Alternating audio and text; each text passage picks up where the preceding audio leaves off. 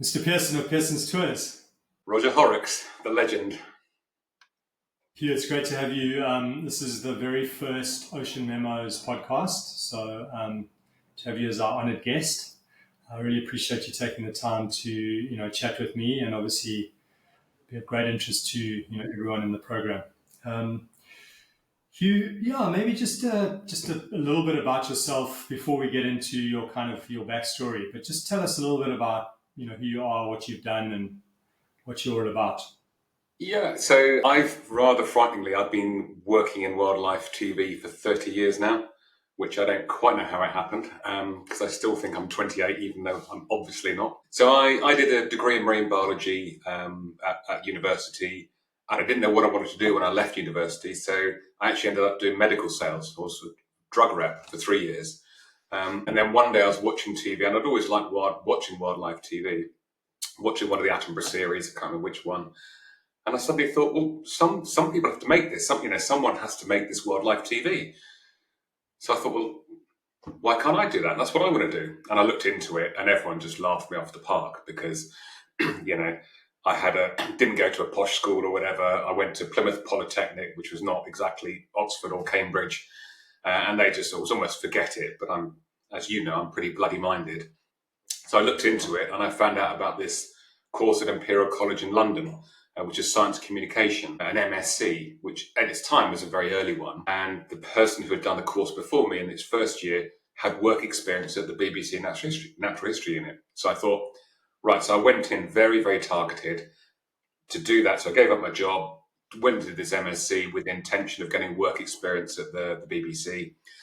Long story short, that worked. So I got work experience, I think in the first 18 months, I had like 17 contracts, runner, research, that sort of thing. And then finally got my foot in the door, obviously was doing something right, made up to producer, and I've spent the last 30 years making wildlife films. And, there's been ups and downs, but I've absolutely loved it. And the sort of things I've worked on, I worked on the original Blue Planet series back in the late 90s. Nature's Great Events with You, the Sardine Run film, then Africa, with that big giraffe fight, amongst other things. And then I left the BBC and worked at Silverback Films, where we made The Hunt, which is the series for the BBC. And then I made the 2 ocean episodes of Our Planet, Coastal Seas and High Seas. It's not for Netflix. And then I left Silverback, went out on my own on Oceanic Films, and I've just produced a 3D IMAX film on blue whales called Blue Whales Return of the Giants. So that's pretty much my career in a nutshell. Yeah, and it's a lot of time at sea, and a lot of Yeah, I remember that. There was one time you and I on a shoot, I think we were on Plet when everything was going south on the Sardine Run film. We'd 2 shoots down, hadn't got anything, halfway through the 3rd shoot, and you looked at me and you said, if you're going to fail big, which we very nearly did. Well, and to your credit, you laughed and didn't take too seriously. But I think it's always been a thing that I've realized in this game, is that you've got to have an appetite for failure, because especially in the ocean realm, it can happen quite a lot. Getting into that, Hugh, I mean, in terms of the whole craft of making ocean films, I mean, what is it about making films in the ocean? You've made on both. You've made sequences on, in the ocean and on land. But what is it unique to the ocean that makes it sort of more challenging? And what is, I mean, it's a pretty obvious one. If you're on land, if you're in the Serengeti, you can be from dawn till dusk. You can be looking, a mile, 2 miles with binoculars. You can find your cheetah. You can track it. You know everything about it. You can see when it has a shit, when it eats something, when it mates, whatever. You have total access. And even at nighttime now with cameras, you can do that. In the ocean, it's obviously vastly different. The weather restricts when we can go out. Visibility restricts how far we can see. Diving, the fact that we're land animals restricts how long we can spend in the water. So it's a completely different ballpark in terms of trying to film and tell stories in the oceans as it is on land. But that's what I find exciting. Because on land, people can tell you, well, that cheetah's called so-and-so, it was born this day, whatever, and everything's known about it. It's harder to find news stories on land, whereas in the ocean, it's still so much that's unknown. And a lot of what is being discovered is by people like us. If you're researching on land, find the scientists, find out what they're doing. Someone's been watching this cheetah for 30 years or whatever. You try and research on land, you speak to the scientists, they don't go to sea very much, or very few people do. Very few scientists do. So I think most of the stories come from filmmakers, stills photographers, fishermen, spear fishermen, sport fishermen, commercial fishermen. It's people who are out there who are seeing it. That's where you get the stories, and that's where, to me, it's exciting, because you can find new stories and then tell new stories to a greater audience who, if you think about it, vast majority of people will never go to sea. The most they get is they'll go to the beach, they'll splash around at the beach. A lot of people won't go in because it's scary, but very few people get on a boat and go out to sea, and even fewer people get on a boat, go out to sea and dive, or go to the open ocean, the remote parts of the ocean. So to most people, it's a very remote place, and it's a treasure trove of new stories. No, it's actually a good question. I mean, I've known you for a long time, but I don't think I've ever asked you. I mean, what was it that drew you to the ocean in the first place? Was this something that was as a young child that you were drawn to it, or what is it about the ocean that attracts you, apart from the challenge of filming there? Yeah, well, I mean, I grew up inland. I grew up north of London. I was big into fishing when I was a kid, freshwater fishing, and I was a big swimmer. I was quite good at swimming, so that obviously took me into the watery realm. And then when I was deciding which degree to do, I had a place at one university to do freshwater biology and another university to do marine biology. And my mate said, well, Plymouth, that's a good party town. Norwich is really boring. So I kind of thought, that's a good point. I want to go to a party town. So I went to Plymouth and studied marine biology. And then, I did a sort of on my gap year, I learned to dive in Australia on the Barrier Reef. And then, it's like as soon as you're underwater, as soon as you see the ocean realm, that was me hooked and done. And the ocean has drawn me out to it ever since. And it's just this passion. It sounds daft, but it's where I feel at home. I mean, I haven't seen the sea. I haven't been out to sea for months and months, and I miss it. The sea is my mistress. And when you were at the unit, was that something that you consciously went after? I mean, if there was anything to, I'm assuming Blue Planet. Tell us a little bit about Blue Planet. I mean, that was the series that absolutely caught my attention and fascinated me. I'm interested to hear a little bit more about your involvement in that and just the backstory to that. Yeah, so I'd been at the BBC for 3 or 4 years. I think I'd done various different jobs, mostly land-based. We did make a series about freshwater fishing, that sort of thing. And then they were commissioned the Blue Planet series. And I, fortunately, I went for an interview and I was chosen to be one of the APs, assistant producers on it. So I was one of the directors. And this was back in literally, 96, 97? So, a lifetime ago. And it was a tiny team. We made 8-part series. There's Alistair Fothergill was the series producer and exec producer, and he was producing 3 shows. Martha Holmes and Andy Byatt were producing. Andy produced 3, Martha produced 2. It was me and Sue Flood with the 2 APs, and we had 2 researchers. It was a tiny team. At the start, it was just very little was known. There weren't many ocean films up until that point. There was the odd Natural World, the odd film, like Howard Hall did some great films, Rick Rosenthal and Pete Scoons, but it was the odd little film. But so little was known that we were starting pretty much from scratch, and the science was very, very early days as well. For all the sort of conversations we have now about what style you're going to do it, moving cameras, the style component. Blue Planet, I don't remember a single conversation about style. It was just like, how the hell are we going to document the oceans? How the hell can we film anything? And actually, we were halfway through and we were going for an epic fail, partly because we coincided with the first big El Nino in '97. And it was going badly, really badly. And Alistair had to go up to the controller of the BBC One and just say, I'm sorry, this is not going well. We need an extra year because of El Nino. And in those days, they were a bit more understanding. So we got an extra year. And then slowly, as we went through, we then started to get some wins and some victories and some great sequences. Whether that was by luck or whether it was the fact that we got better, probably a bit of a combination. But it really was, I think when you look at that series, you can look back at it now and it looks a bit old and ropey. But at the time, there was nothing really before then. It was pretty much a sort of blank canvas. I think pretty much everything we brought to the screen was new to people. So it was pioneering, I think, at the time. I was kind of young and stupid enough that I didn't realize it. I was just bumbling around trying to sort of film things. But yeah, it was an adventure for sure. And Hugh, am I right in saying that was the sort of the birth of Blue Chip in the sense of not having a narrator on screen the whole time? Was that the first time that David narrated off screen and wasn't actually Yes, on? you're right. It was because until then, the previous ones were Life on Earth, which is late 70s, then the Trials of Life and Life in the Freezer. Yes, so he'd always appeared. David had always appeared. Well, always. I mean, that's what, 3 or 4 series. And then the Blue Planet was the first one where he didn't. And one of the main reasons was because it was underwater and David didn't dive. So it was kind of like, well, and we had discussions, should David be in Vision or not? And it was a kind of like well, he can't really be. Will it work without? Well, we'll just have to give it a go.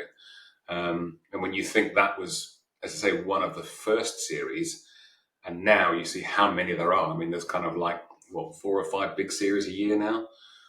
Whereas back in those days, it was one. The BBC were the only ones really doing it as a co-production with Discovery, and there was sort of one big series every 3 years or so. So yeah, at the time it was very sort of novel, I suppose. Yeah, I mean, for me, it still holds up. It's fascinating. And I guess not having David, that's more screen time you've got to fill. So must have been very, very challenging. But it's still for me it's the story, the beginning of it all. Yeah, and actually, so the screen time. There's an interesting little anecdote I might have told you about. This is where the making ofs came from Blue Planet. So when You we mentioned started this. making, they were commissioned.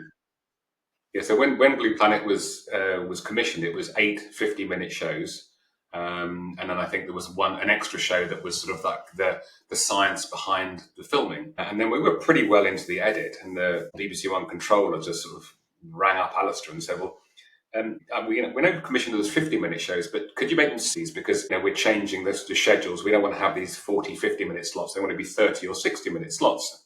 It seems daft back in the day that there were 50-minute slots. And Alistair was just like, "Well, no, we can't do that. We've finished filming. They're 50-minute shows. We can't just stretch them." She was like, "Okay." And a week later, she rang up and said, "I'd like you to make them 60-minute films." So it was like, okay. So we had put our heads together, and we still have to produce a sort of 50-minute show for the worldwide market and for Discovery. And yet we had this 10-minute bit to fill for the BBC sort of slot. So because we've been making this sort of science behind the scenes program, we did have a crew out with us on location. So we just thought, well, maybe we can make this 10-minute section a sort of behind the scenes, and then that's a 50 for the work global market, and then an extra 10 for the BBC market makes it a 60-minute show. We thought we'd give it a go, and we gave it a go, and the rest, as they say, is history, because for many people that's their favorite bit now. And I think the making of's done well can be fantastic, and to my mind, they need to add value. They need to sort of show something so that when you see the sequence again, it gives you extra insight into how you film that sequence, not just a bunch of people going, "Yay," whooping or whatever. It's got to be context, scale, whatever. So I think we've got a lot more refined in how we do those making ofs. But yeah, that's where they came about by accident. Wow, that's a great story.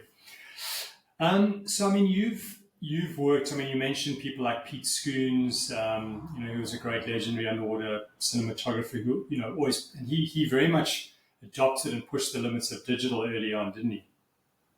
Yeah, because when we filmed The Blue Planet, up until then, pretty much everything had been shot on film.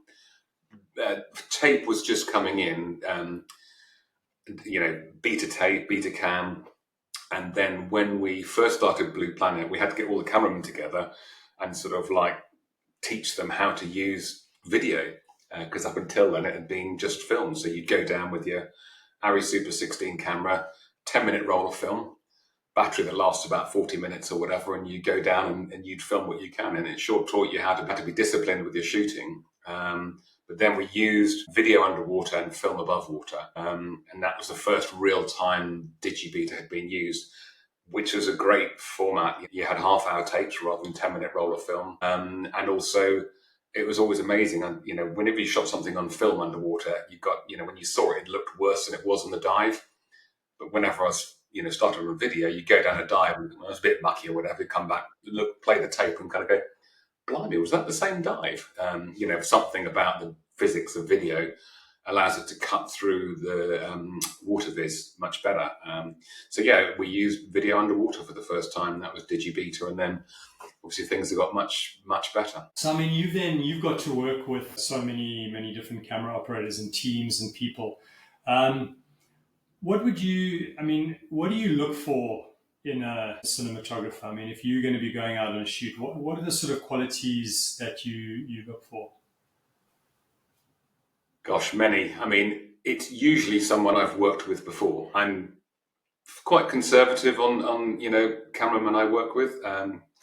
Generally like to work with people who I've worked with before. I know, I trust, we have a relationship. We have that kind of like, sometimes you don't have to say anything, like myself and we've worked together a lot, worked together well. So that's not an answer to the, so, experience and previous relationships is a big part in who I choose to work with. But obviously then it's always great to work with new people, young guys, young girls, or whatever, who bring something new to it. So what do I look to? I mean, it's so many different things. I mean, I think you're going to ask me later about how, the skills that people need. So do you want me to talk about those now or later? Yeah, I think so. It's fine. I mean, there's no real like structure we have to follow. I think it's just giving people an understanding of, from your perspective. Because I remember once you said you look for intellect, for example, which really was intriguing, or capacity to think. Yeah, yeah, that is, yeah. I value intellect above, maybe above all else, above so much, and not just in camera people. When I'm working with an editor, when I've got a production manager, production coordinator, if you see someone's got a big brain on them, that just, to me, that's so appealing, because with a big brain, you get ideas, you get efficiency, you get original thinking, you get everything. So, intellect, I think I really, really value, and most people have a good intellect, Yeah. but that's something that I do really value. But in terms of sort of like, the sort of like the skills that I think are necessary for underwater cinematographer, in no particular order, you've got to be bomb-proof underwater. Being in the water, being underwater diving has to be completely second nature. I don't want anyone floundering around. I mean, that's pretty obvious, but you need to be a very proficient person in the water. The other thing is you've got to be fit and strong. Fit is a big thing. I've worked with some people who, quite frankly, weren't fit enough. And if you're doing open ocean work, when you and I have done it, you're doing 100 drops a day, you're chasing after dolphins and things like that, you've got to be fit. And as I've got older, I've had to work on my fitness. So before I go on a shoot, I go swimming, I go cycling, and I get fit for it. So, make sure you're in shape for it. Being good at sea. And that's partly sort of like, obviously not getting seasick or whatever, but just knowing how the ocean works, knowing how a boat works, you're in space and that sort of thing. So being good at sea is important. I think having a good knowledge of marine life and a good instinct for marine life, because I think if you're filming an animal, you really need to know how that animal is going to behave. You need to try and interpret its behavior. You need to try and predict its behavior. So I think as a underwater cinematographer, same as on land, you need to get into the mind of the animal and see what it's going to do. So I think that relationship with wildlife and that instinct of what the animal will do is really important. Just know your kit, know your housing. Your housing as an underwater cinematographer is an extension of your body. It has to just be natural. You've got to know how it works instinctively, no mucking around, and also know the technicalities of it as well. And I think, probably one of the more obvious ones is having a visual flair, having an eye for a picture, an eye for an image. I get sent, show reels by people sort of like saying, "Oh, I'm an underwater cameraman. This is my show reel." And I look through it. It's like, no, no, no. You're a diver pushing around a housing. That is not cinematography. That is diving with a housing.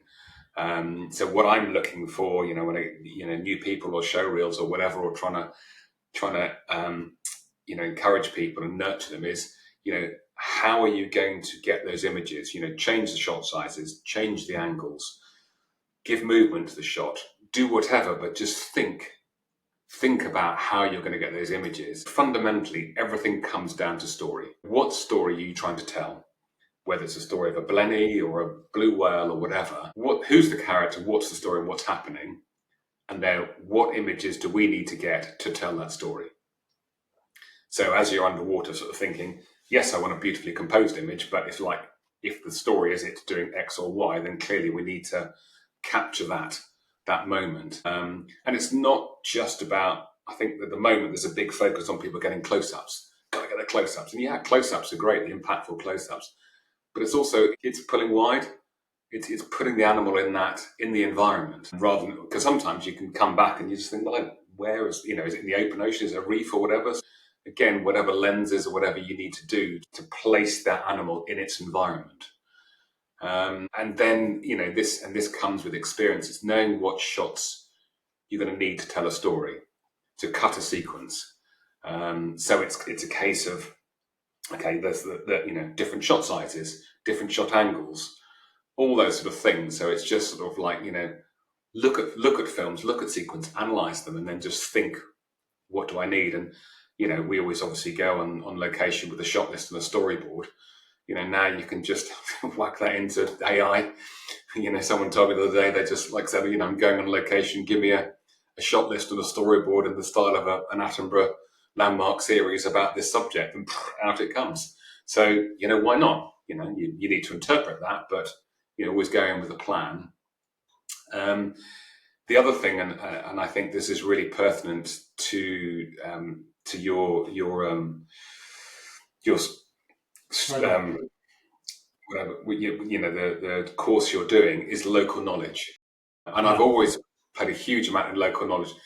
It's how we find new stories. You rarely find new stories from looking through scientific papers. It's finding, stills photographer or a fisherman or a spear fisherman or whatever who's seen or found these things. So if you're living in a place with great marine life, then find your local stories. Learn about them, learn the patterns. So that local knowledge is just invaluable. And that's, you and I have worked together a lot with that. You've done a lot of work for me in Southern Africa because you've got that local knowledge. A team coming in from Bristol, we're coming in blind. It's crazy. So the local knowledge is massively valuable. The other thing is I look for versatility, especially when you've got up and coming people are trying to break into it. Yes, you want to be the top dog with the main camera, but actually before you get there, and even when you get there, the more versatile you can get, the better. So drones, everyone should be flying drones now. I can't, I'm too old for it, over, but the young guys, you should be able to fly a drone, and drones at sea are fantastic. Fly drones, shoot behind the scenes, shoot stills, get your skipper's license. Get all the diving certificates, to be as versatile as you can. Your first aid certs. If you come on board and you can just tick, right, if I have this one person, they're doing several different jobs, that's really good. So versatility, different hats is great. Another thing which is kind of obvious, but I think is really important to me, is just that determination, that persistence of kind of never being satisfied. I have this phrase, I'm sure I've shared with you, is like, let's get greedy. When you've been out there and you've been out there for days or weeks or whatever, and you've got the shot, you've got the sequence, there's a temptation to go, yay, high fives, back to shore for tea and medals, everyone's happy. But it's like, and that's the moment to get greedy. If the conditions are still good, whether it's in the day or the shoot, whatever, keep going, get greedy. So never ever be satisfied. It's very rare do you come back saying we've nailed everything. It's always kind of like, always want more, always strive for better.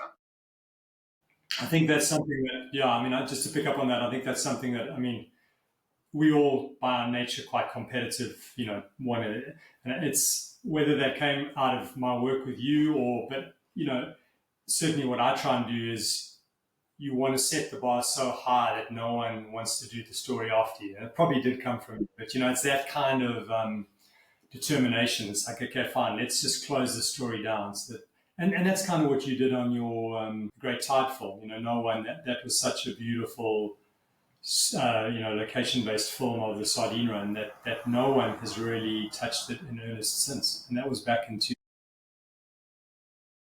8, 9, yeah. But it's just that it's just never being not never being satisfied. But if it's going well, just keep going. You can always improve. And if you've got the shots that you want, get greedy. Go for the banging close up of the behaviour, whatever. Just never be satisfied. Always push, push, push. The other thing, again, I put a lot of stall in with intellect is hard work.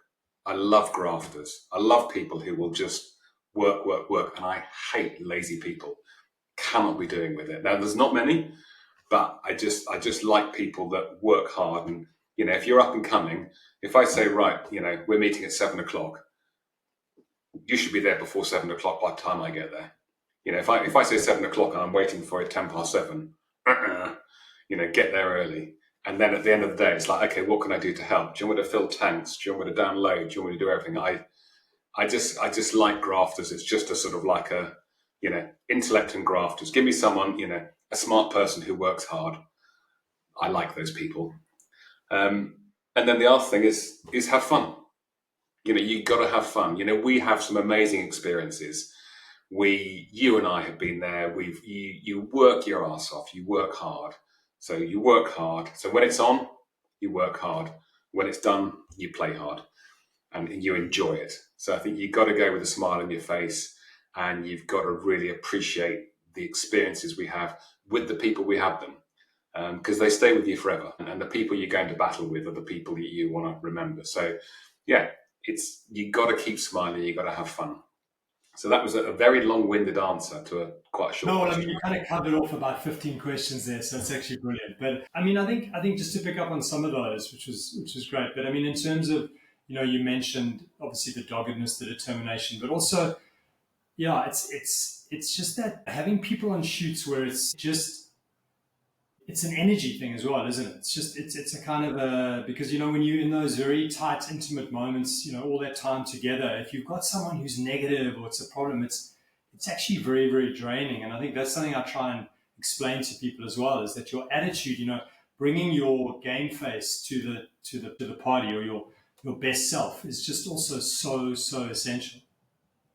Yeah, it is. And as normally I'm kind of, the director, I'm the team leader, it's very much a responsibility of me and the senior teams to set the tone, to kind of say, okay, weather's bad, we're bailing, we're going back in or whatever, but, keeping that positivity, because that's the great thing about the ocean. I mean, how many times it always happens on the last bloody day? Quite often it does, but, in the ocean, it can turn from nothing to something to nothing again. And I remember, Yeah. remember the Sardine Run film? We'd be out there, a couple of hours scratching around, nothing.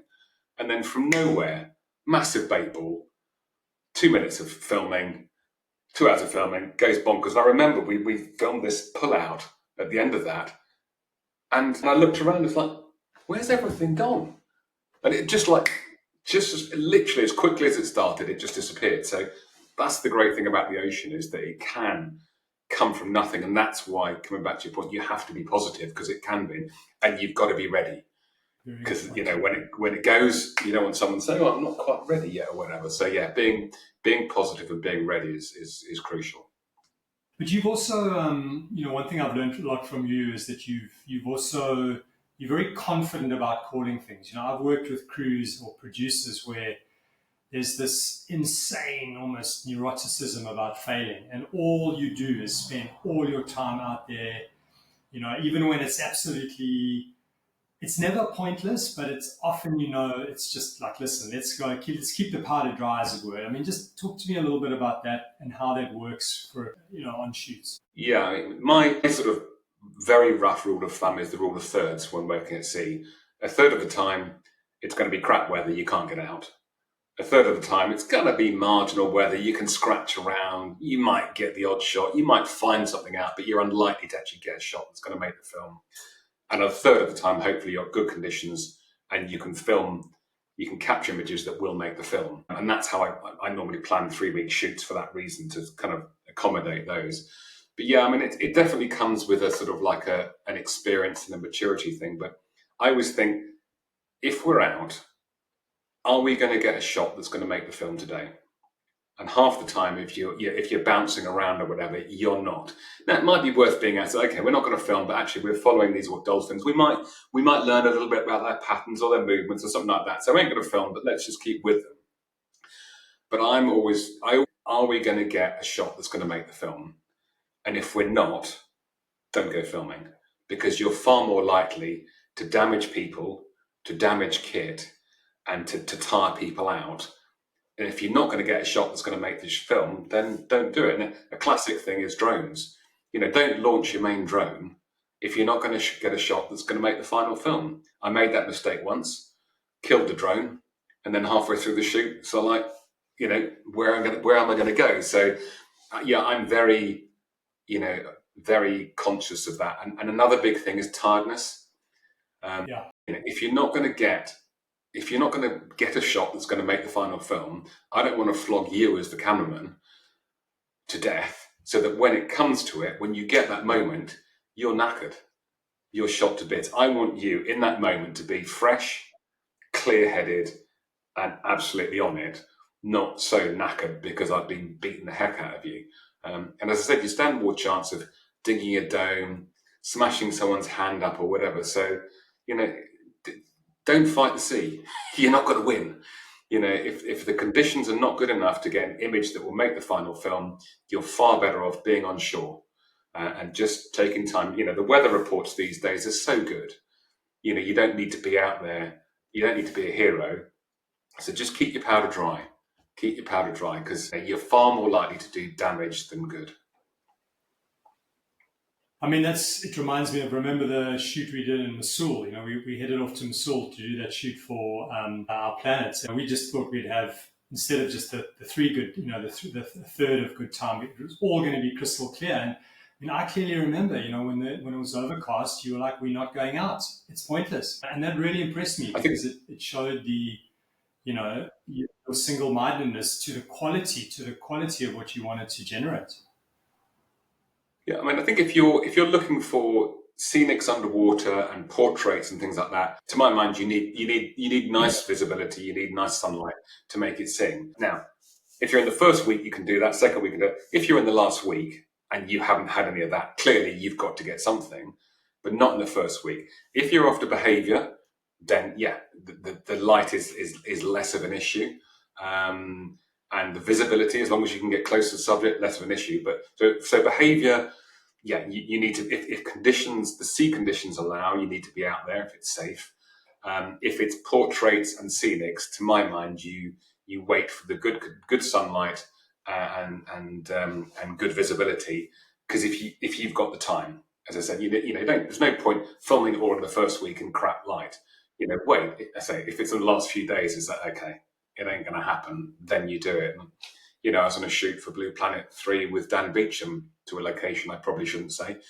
And it was just really overcast. And we were filming, again, portraits. And we just sit on the boat and everyone was just like, why aren't you getting in? It's like, well, when there's a 2-hour window, I want to be in there. I want Dan in there on the rebreather getting it. I don't want to spend 3 hours in there under overcast conditions. And then he comes up. He's run out of bottom time, and the sun comes out. So it's being patient. What's your phrase?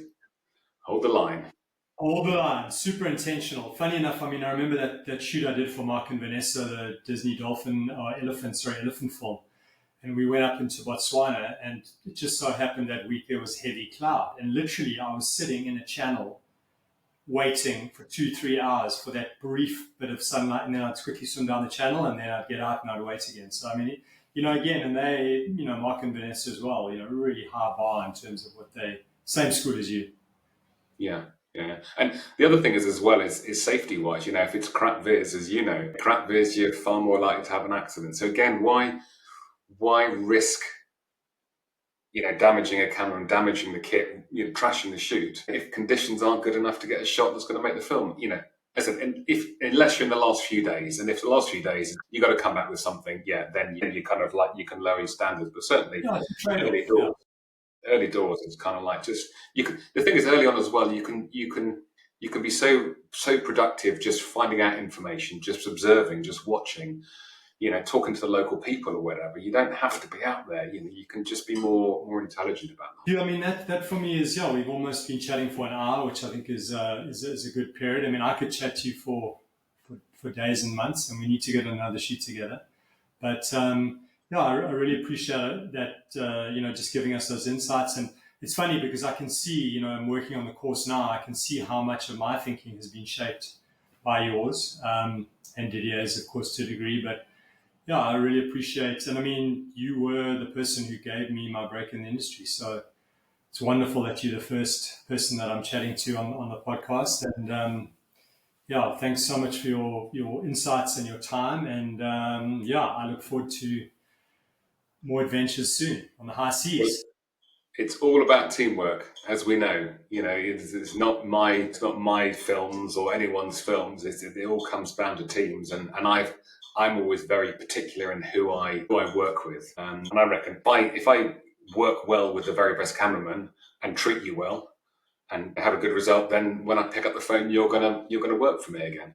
And that's how I get good results. I'm only as good. My films are only as good as the people around me. Whether that's cameramen, editors, or whatever. So this is a massive team effort, and it's a cliche, but it is so true, especially in these situations. Yeah, I think David Ogilvy, the great advertising guy, said, the people with the best people win generally, and it's very true. Surround yourself with people that are better or as good as you or better, and you generally get a better outcome. So Yeah. yeah, it's great. There's a bunch of other questions you didn't ask. Did you want to just go through some of those, or is that your review kind of done now? Well, we no, I think we're good with that. I mean, I think I cut through some of those. I mean, if there's any on that list, I mean, I'm not going to edit this. I'm just going to put this up as is. So if there's any ones there that you thought might, that you were keen to chat about, yeah, for sure. I think one thing is you touched on it is the communication and intentionality. And again, that's what I'm saying is with the tiredness is like quite often on these shoots when it comes down to it, you've got one shot at it. You can't sort of come up and have a meeting above and go through shot lists. So what I try to do is give you as the cinematographer, the guy on the button, absolute clarity in terms of what we're after, both in terms of the big picture. This is the story we want to tell, and this is the sequence we want to tell, and these are the images we want to get. So when it kicks off, in your head, okay, this is not what planned, but this is the story I want to tell. I can do it this way. So I think it's all of my planning and thought process for these massive shoots, all the logistics and everything, and not going out in crap weather is aimed at the intention of when you, as the cameraman, are in front of something going on, you have absolute clarity of what you're doing and you feel supported and fresh to bring home those images. So that intentionality, that's what I really kind of strive to get. And I think, for sort of people who are coming into this, I just say it's that intentionality and it's storytelling. All we're doing is telling stories. As human beings, we're hardwired to tell stories. So don't just go out there and film something. Don't just go out there and look. Just kind of go out and have a look, see what's there, and say, right, what do I want to do? Okay, there's this fantastic little blenny. I want to tell its story. Who's the character? What is its story? What's happening? Go back home, write a script, write a shot list, do a storyboard, and then go into that dive thinking, okay, on today's dive, I'm going to get the master wide where I set my little character in it. On the next dive, right, I want to get the little mating behavior or something like that. So it's just that intentionality of what story you're trying to tell, what images do you need to tell that story, and how are you going to get them? And so that to me is a key thing of just planning it all, not just going down and being a diver filming stuff. No, yeah, I mean, my Viva model, which I'm introducing to the class, is actually, it's viability, intentionality, value proposition. So, and then there's the famous intentionality thesis, which basically says you never see X as X, you always see X as Y. So in other words, you always, if there's a clownfish, if you're just a tourist and you're swimming, that's a pretty thing to put on Facebook. But if you're a cameraman or a camera woman trying to tell a story, then that might be a vignette or a reaction shot or whatever. So, yeah, intention is without intention, you should not be picking up a camera. Bottom line, Yes. like Yeah. you can't call yourself a cinematographer, maybe a videographer, because as you say, you're waving it around. But I think intentionality is the absolute, is the crux. And that's another thing I've always admired with working with you is a very clear keel. When we go into the field, I mean, I've remembered instances where we've driven past some pretty phenomenal natural behavior, and you've been gone, no, we're not here to film that. Proceed. And, at the time, you want to jump in and you want the experience, but with hindsight, that is absolutely the right thing to do. It keeps the powder dry, it keeps you focused, and great lessons in that kind of behavior. But at the same time, sometimes you have a plan. If you have a plan, you change the plan. So sometimes you do go past something and say, no, we really need to look at that. And that's where it's great working as a team, because we've had these discussions. There's always the council of war each night. Okay, what are we doing tomorrow? The current's coming from here. The weather forecast is this or whatever. And I would never say, this is what we're doing. It's almost like, kind of, Rog, what do you reckon? Should we do Didier? Let's get consensus. What do people think? And someone might pipe up the boat driver might say, well, I think we should do this. It's like, shit, yeah, that's a good idea. So, I would always encourage people. It's like, come forward with an idea, come forward with your opinion, and it's very much it's a team discussion. It's something I did want to mention. I mean, you were incredibly collaborative. Even when I worked on that first shoot, I was the most junior person there, but you always asked for opinions, and you got multiple perspectives, which enriched the decision-making process. But by the same token, what I think is clear working with you is you do have a keel, and you need someone who is driving that ship, because otherwise, if you don't have direction from a director, it can become an absolute shit show. Dare I say it? So, and we've all experienced that before. So, yeah, I think it is important to sort of have that strategic overview and insight and adaptability, but ultimately, keeping in mind that the big prize, as it were, we're going after the big prize. That is an important sort of principle. Yeah. Cool. Excellent. Let's get out there and do it. I want to get to the ocean now. And we need a gin and tonic as well. Yeah, it's approaching that time, isn't it? That's the other thing. One of your questions was, what's the one bit of kit you have to take on every ocean film, every ocean shoot? It's just like ice, tonic, and gin. Exactly. Okay, brilliant.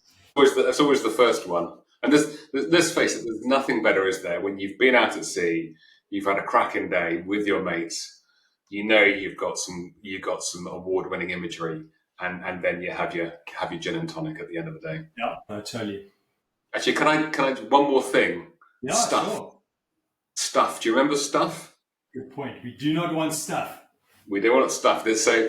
So the story comes from when we were making the Sardine Run film, and we had 3 crews all up and down the Wild Coast, didn't we? I was with the aerial crew. You and Didier with the underwater. Maguire was the topside, and I was ringing up each night. How is it going? And I spoke to Didier, and he said, "Oh yes, we got some stuff." I said, "Didier, stuff is no good to me. I want award-winning imagery." And he went, "Monsieur, you are correct. Tomorrow we get award-winning imagery." But I think it's flip, but I think there's something in that.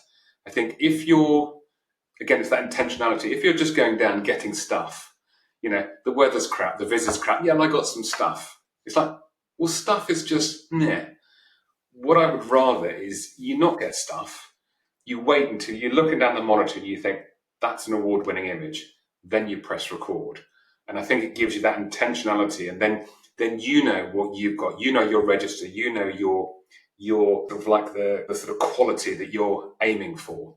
Whereas if you're just filming in crap conditions, you're filming stuff, it all just gets, I'm sure as a cameraman, it just gets lost in your mind. And then, for the poor people that got to log it, the editors, they're trawling through hours and hours of stuff. Yeah, exactly. And if it isn't going to be a strong enough image to make the film, Don't turn over. Yeah, you can be underwater. You can use the time to observe the animal. Really valuable. Watch it or whatever, but just don't deliver stuff. Stuff is no good to me. Award-winning imagery is what I want, and so that's what I would really encourage everyone just to be disciplined in terms of when they're filming, so that they know they're delivering material that is good. Because if I'm on a shoot with someone and in the evening I'm looking through a bunch of rushes and it's full of stuff, I'm not that impressed. If I'm looking through in the evening and there's like 3 minutes of footage, but it's all banging, that impresses me. So it's quality, not quantity. Yeah, yeah.